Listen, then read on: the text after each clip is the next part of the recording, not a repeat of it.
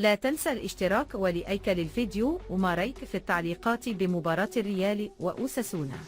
حقق فريق ريال مدريد الفوز على فريق أوساسونا بنتيجة 4-0 في المباراة التي أقيمت على ملعب سانتياغو برنابيو ضمن منافسات الجولة التاسعة من الدوري الإسباني.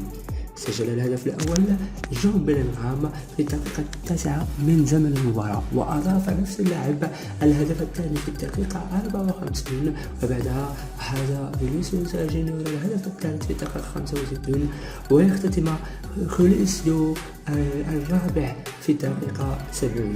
نجم المباراة هو جون بيلينغهام لاعب وسط فريق ريال مدريد، فيه معادلة لرقم النجم البرتغالي كريستيانو رونالدو بعد تسجيله ثنائية في مرمى أوساسونا، وكان هدفه هذا هو الهدف العاشر في 10 مباريات منذ توقيعه مع ريال مدريد.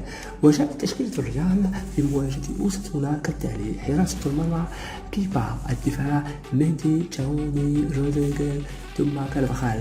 الخط الوسط مودريتش، كامافينغا، فياريال أو فالفيردي بيلينغهام، ثم الهجوم فينيسيوس وخوسيلو.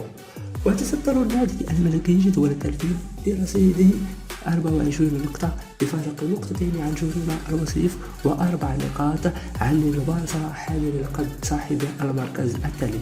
وفاز ريال مدريد مؤخرا على ملعب نابولي حامل لقب الدوري الإيطالي ب3-2 في منافسات دوري أبطال أوروبا، يتصدر مجموعته بالعلامة الذهبية ب6 نقاط من انتصارين 2.